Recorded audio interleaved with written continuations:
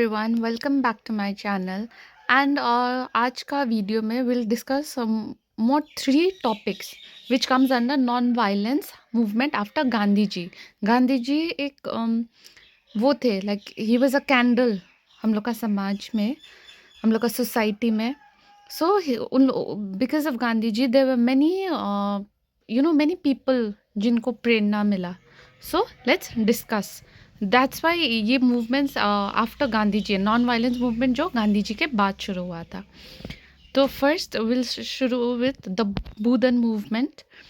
The Bhoodan movement, meaning land gift movement, was a social reform initiative in India launched by Acharya Vinoba Bhave in 1951. तो Budan movement क्या था? एक land gift movement था जो विनोबा भावे ने शुरू किया था 1951 में. It aim to address land equality and help landless peasants. मतलब उनका ये था कि लैंड इक्वलिटी, लाइक सबको समाज में मिलकर रहना चाहिए. जिसके पास लैंड नहीं है उनको भी मिलना चाहिए. जिसके पास लैंडलेस है, पीजेंट्स है, उन लोग को थोड़ा हेल्प कर दिया, देन उन लोग भी ग्रो होंगे. सो उनका ये एम था.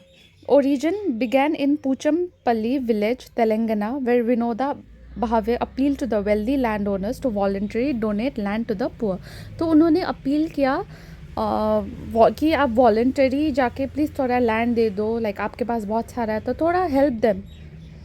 Inspired by Gandhian principles of non-violence and selflessness. So he was very much inspired by Gandhi ji. He was a disciple of Gandhi ji and वो बहुत प्रेरित थे. And because of that he wanted कि सब लोग साथ में मिलजुल कर रहे. Objective, reduce land in equality and poverty. उनका इच्छा था कि लैंड इक्वालिटी हट जाए, पॉवर्टी गरीबी हट जाए. Promote a spirit of cooperation and justice in rural communities, कि सब लोग मिलजुल कर रहे, रूरल कम्युनिटीज़ में लेट एवरीबडी ग्रो. तो उनका वही एम था. मेथड, भावे क्या मेथड उन्होंने अपनाया for the land. So Vinoba Bhave what he did, उन्होंने क्या किया? ही पद यात्रा, he walked from village to village urging land owners to donate part of the land to the landless. Donated land was redistributed to the needy without violence और कोercion. मतलब बिना झगड़ा किए उनको इच्छा था कि वो लैंड डोनेट कर दे. अचीवमेंट्स क्या हुआ दिस मूवमेंट का? Over 4 million acres of land were reportedly donated during the movement. So 4 million land donate किया था. Created awareness about land reforms and need for social equality. It also created awareness कि सबको मिलजुल कर रहना चाहिए and social equality.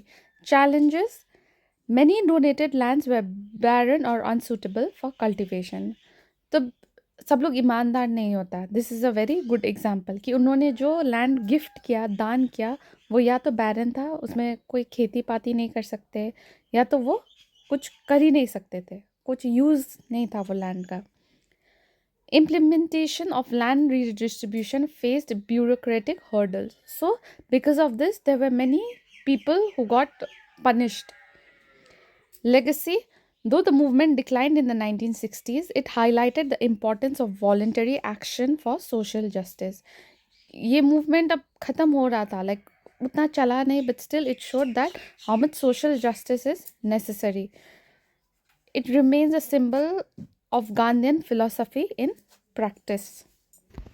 हाँ, तो it was remains of symbol of Gandhian philosophy in practice. तो गांधी जी हम लोग को जो सिखाया वो philosophy we are using in practice. Now the next is,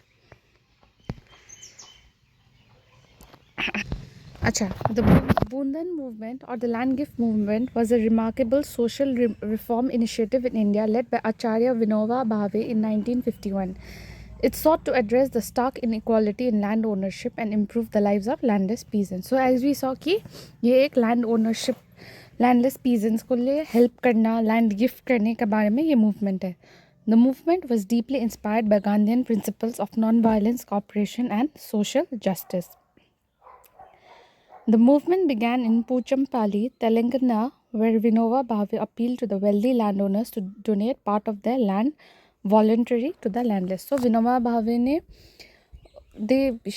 he said that कि आप खुद से land voluntary donate कीजिए.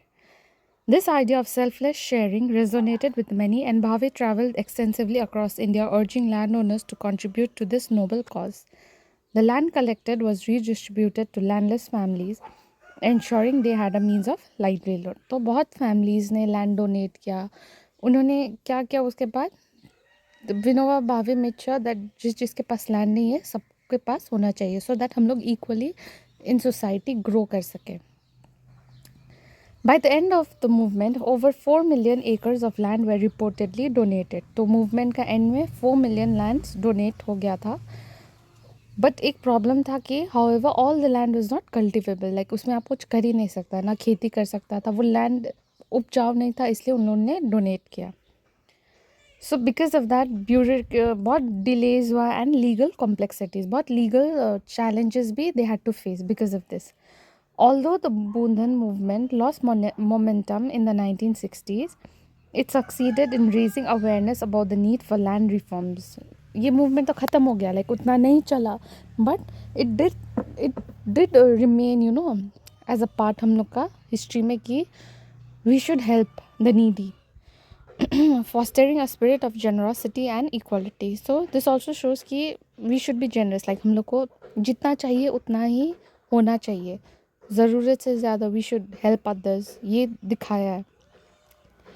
It remains a significant example of a peaceful and voluntary effort to promote social justice in rural India. तो they also want कि social justice करे rural India में and help करे. The next is your Silent Valley movement. Now Silent Valley movement क्या है? The Silent Valley movement was a significant environmental campaign in India during the 1970s and 1980s. तो ये एक campaign शुरू हुआ था आपका 1970s और 80s का टाइम में. It aimed to protect the Silent Valley, a pristine tropical rainforest in Kerala. So एक tropical rainforest है केरला में, and they wanted to protect from proposed hydroelectric project that threatened its unique ecosystem. Now अब एक hydroelectric project होने से क्या हो जाता है, कितना loss होता है ecosystem को. So they wanted to save it from that. Background: Silent Valley, located in the Western Ghats, is home to rare species of flora and fauna, including the endangered lion-tailed macaw. Now it is very rare, like it's a need abhi to conserve and protect. In 1973, the Kerala State Electricity Board proposed building a dam on the Kuntipuza River for hydroelectricity. So उन लोग ने क्या किया, एक hydroelectricity power के लिए they wanted to build a dam on Kuntipuza River. ये project करने से क्या होता है? The project would have submerged land areas of the forest, endangering biodiversity and disrupting the region's ecological balance. अगर ये प्रोजेक्ट कर देता तो कितना लॉस होता बायोडाइवर्सिटी को, इकोलॉजिकल को, एनवायरनमेंट को. So keeping in that this campaign was held. Movement begins. Environmentalists, scientists and local activists opposed the project. They did not agree to the project. The Kerala Shastra Satya Prasiddha KSSP played a key role in raising awareness. So they played a key role in raising awareness, the Kerala Shastra Sahitya Prasad. Poet Sugat Kumari's poem Marathi Stui Ode to a Tree became a symbol of the movement. So उनका ये जो poem है Ode to a Tree became very famous during the time of the movement. Outcome क्या निकला? The government formed an expert committee to assess the project impact. उन्होंने क्या किया कि expert committee को बिठाया जो project को देखेंगे, like how will it be done, किसको harm होगा, कैसे बचा है. In 1983, then Prime Minister Indira Gandhi declared Silent Valley a national park, halting the project. तो क्या हुआ movement का outcome कि 1983 में इंदिरा गांधी जो that was the then Prime Minister declared Silent Valley a national park. उन्होंने declare किया ये national park है और यहाँ पे कोई project नहीं होगा. Legacy: The movement highlighted the importance of balancing development with ecological consumption. कि दिखाया कि how important it is necessary to save and conserve our environment. It inspired future environmental campaigns in India. Future में भी environmental campaigns को बचाया जाए वही दिखाया गया है. You can आप ये जो after the key points ये है like it's given in short 300 250 to 300 words so that आप एग्ज़ाम में लिख पाए लाइक नॉर्मली 5 मार्क्स का लिखना पड़ता है तो जितना क्रिस्प हो जितना अंडरस्टैंडिंग हो आप उस आपके लिए उतना वो होगा like you can right elaborate करके आप लिख सकते हैं. The Silent Valley movement was a landmark environmental campaign in India during the 1970s and 1980s. It aimed to protect Silent Valley, a lush tropical rainforest in Kerala's Western Ghats, from destruction due to proposed hydroelectricity project. The valley is known for its rich diversity, including rare species like the endangered lyre-tailed macaw. So, like I said, कि ये क्या करता है? It wanted to conserve and protect its rich biodiversity. The Kerala State Board Electricity proposed building a dam on Kuntipuza in 1973 to generate hydroelectric power. So they wanted to build a dam, like I said. However, the project threatened to submerge large proportions of forest, endangering its unique ecosystem and disrupting the ecological balance of the region. So if this project would have been made, तो ecologic balance disturb हो जाता, जो unique ecosystem है वो ख़त्म हो जाता, सो कितना लॉस हो जाता. Environmentalists, scientists, and local communities united to oppose the project, forming the Silent Valley movement. So they wanted to oppose कि बंद करो इसको. The Kerala Sastra Sahitya KSSP led awareness campaigns, and poet Sugha Thakumari's poem Marathinu Stui Ode to a Tree became the movement's rallying cry. So हम लोग जैसे की points में पढ़ा ये how it helped, like it became a voice for the movement. After years of protest and advocacy, the government formed an expert committee to evaluate the project. तो government was also now okay क्या हो रहा है, like everybody is protesting तो कुछ तो करना पड़ेगा. तो क्या हुआ इसका outcome? In 1983, then Prime Minister Indira Gandhi declared Silent Valley a national park, permanently halting the project.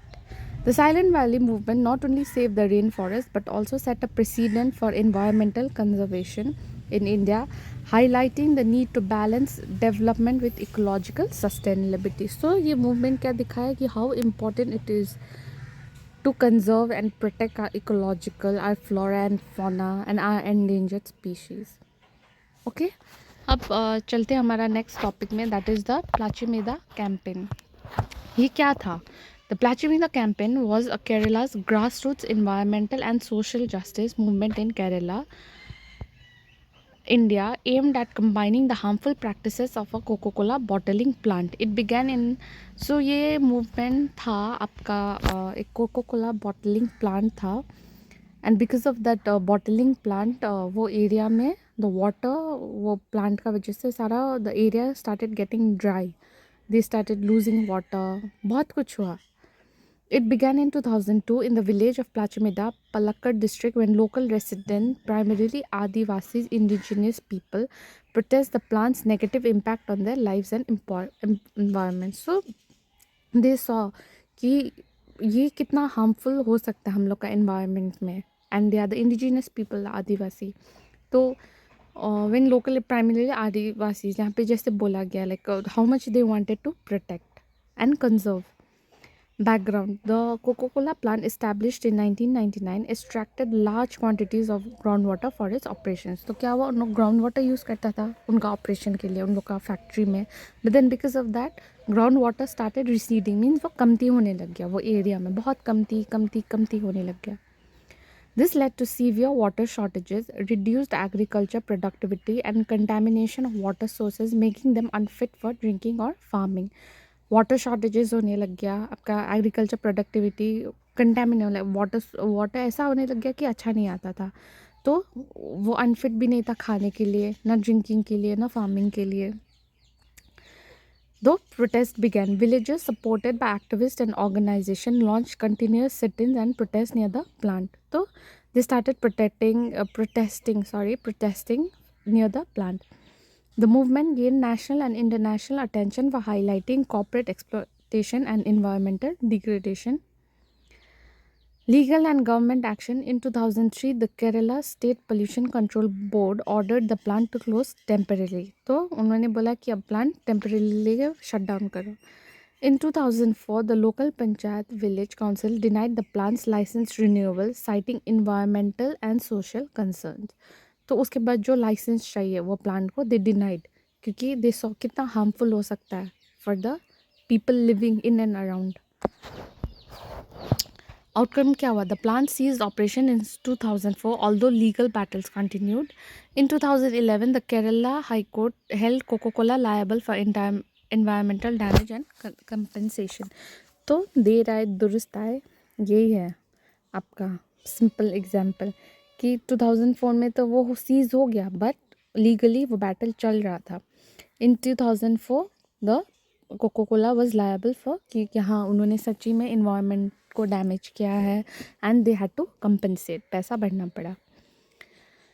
The Plachimida campaign became a symbol of community-led resistance against corporate exploitation and raised awareness about water rights and environmental justice। तो क्या हुआ उसके बाद? The campaign became a symbol of community-led resistance against corporate exploitation and raised awareness about water rights and environmental justice। इसका in para will read. आप चाहे तो इसको स्क्रीनशॉट भी कर सकते हैं, but if you want the PDF you can just comment, हम टेलीग्राम में लिंक कर देंगे। बट आप अगर अच्छा से सुन लेंगे एंड सुनते सुनते you can just jot down notes ना, आप बहुत अच्छा से लिख सकते हैं। एटलीस्ट 1 से 2 पेज तो आराम से you can write like descriptive answer. Mainly you have to remember the points, the number, the date, कब हुआ था, who was led by who, तो it gets easy. The Plachimida campaign was a significant grassroots movement in Kerala, India, that began in 2002. It was led by local residents, primarily Adivasis, against the environmental and social harm caused by a Coca-Cola bottling plant in Plachimida, Palakkad district. The plant, established in 1999, extracted enormous amounts of groundwater. तो बहुत ज़्यादा पानी उन लोग use करता था, causing severe water shortages in the area. It also polluted water sources, leaving them unfit for drinking or farming, and reduced agricultural productivity. Villagers, supported by activists and environmental organizations, launched protests and sit-ins near the plant. They accused Coca-Cola of exploiting natural resources and endangering their livelihoods. कि हाँ तुम लोग का वजह से हम लोग को वाटर शॉर्टेजेस होने लगा। It became a threat for their life. पानी नहीं होना, we all have seen कि कैसे नहीं होता। लाइक नॉर्मली हिली एरियाज़ में आपका वाटर शॉर्टेजेस होता है, विच इज़ बिलीव्ड कि हाँ चलो हिली एरिया है सो वाटर। बट अगर आपका एक metro city like for example Bangalore में, I think all of you जो आप लोग पढ़ रहे हैं उन लोग ने न्यूज़ में देखा था जब बैंगलोर में there was a water shortages this year 2024 में, around I think April to June. It was so hard for people to live. So it's necessary कि we should conserve and protect our environment. Villagers, supported by activists and environmental organizations, launched protests and sit-ins near the plant. They accused Coca-Cola of exploiting natural resources and endangering their livelihoods. The movement drew national and international attention, becoming a symbol of resistance against corporate exploitation. So with this we come to the end of the topic. आपको video अच्छा लगा then please like, share and subscribe.